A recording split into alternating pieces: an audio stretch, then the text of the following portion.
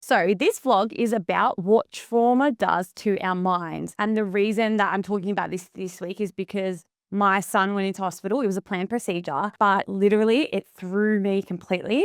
I am literally coming out of it with so many flashbacks. And so I really today wanted to talk about what happens to our minds with trauma when we're triggered. And again, also just the experience I've had this week, because honestly, this morning it was a really, really hard couple of days. So let's get into it. So I'm not going to get into like the brain science of it, because I just don't feel like that's my thing. I think if that's especially now with like ChatGPT, you can literally just Google it. So something that I think though is how difficult, and I think that's something I've forgotten lately, how difficult it can be to step into a place and go through a similar experience, no matter what the situation is. So I feel like I knew that it was going to be tough going into hospital with my son after my experience with my brother. My brother actually passed away from brain cancer in 2018. And so there was like a big 3.5 year journey where we were in and out of hospital with him, and there was so much, appointments and surgeries. And so my son had to have a planned procedure, and I did go to my therapist and I was like, yeah, okay, you need to have a planned procedure. Like, this is probably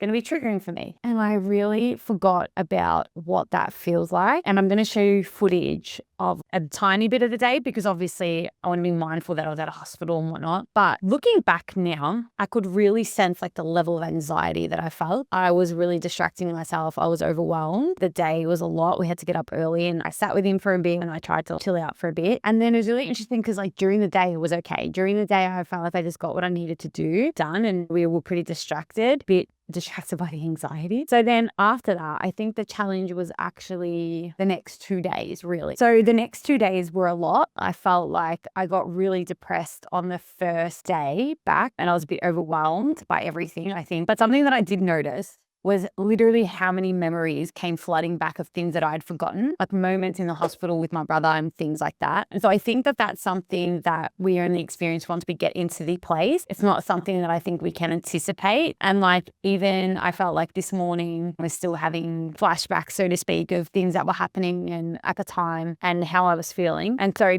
yeah. And I feel like for me, it always kicks off first as like a sense of depression. Like I feel like I moved between depression and anger, and that was a lot. And then after that, I sort of moved to like sadness. Probably this morning, I had a really big morning. I drove to the cemetery, which is not something that I usually do. I was lucky enough that my mum took my son for a bit because she could see that I was having a tough time. And then I just got home and I just kept crying because I was so upset, obviously, about everything that all of this had reminded me of, all the memories that came flooding back. Yeah. And everything that came up with it. It's so interesting, right? Because that's just a reflection of triggers. It was planned. I knew it was coming. I knew it was happening. I knew for ages. Spoke to my therapist. Did not anticipate the feelings, even though I've been in it so many times. So then I feel like the next question is like, where to from here? Like, when this experience happens this way, I suppose, what can I do? And firstly, I just cried. I'll be honest, that was the only thing I felt like I could do this morning, and I really couldn't stop for a while. And then the second thing, I felt like I made an appointment. I can move the appointment closer with my therapist, because something that we do when these things come up, when they're really like at the surface, is havening. So we work on sort of processing and desensitizing the memories so that I can reflect on them without being triggered by them. So I still might like think of things, but I might not feel the flood of overwhelm that I did and have felt the past 2 days. I think that's just like an update for this week, because it sounds depressing. I think who wants to hear this? But the reality of the situation is this is what it looks like with grief, triggers, PTSD. I feel like these are all things that have come up, and these are all the things that I manage, and I want to be really honest about when it comes to grief and managing grief, coping with it, learning how to live with it. Because yeah, I really just felt really missed my brother this morning. I really, really, really wanted my brother. I really wanted to talk to him. I really felt that dread, that, oh my God, this is my worst nightmare feel that I had and I have when I have experiences or go closer to the memories, like physically. Yeah. So that's this week. My son is good and I'm grateful for that. My daughter has just a minor surgery for grommet next week. So that's something that I was already going to work with on my therapist, because I'm going to go in with her when she gets the mask. So I'm not looking forward to that. I'll be honest with you.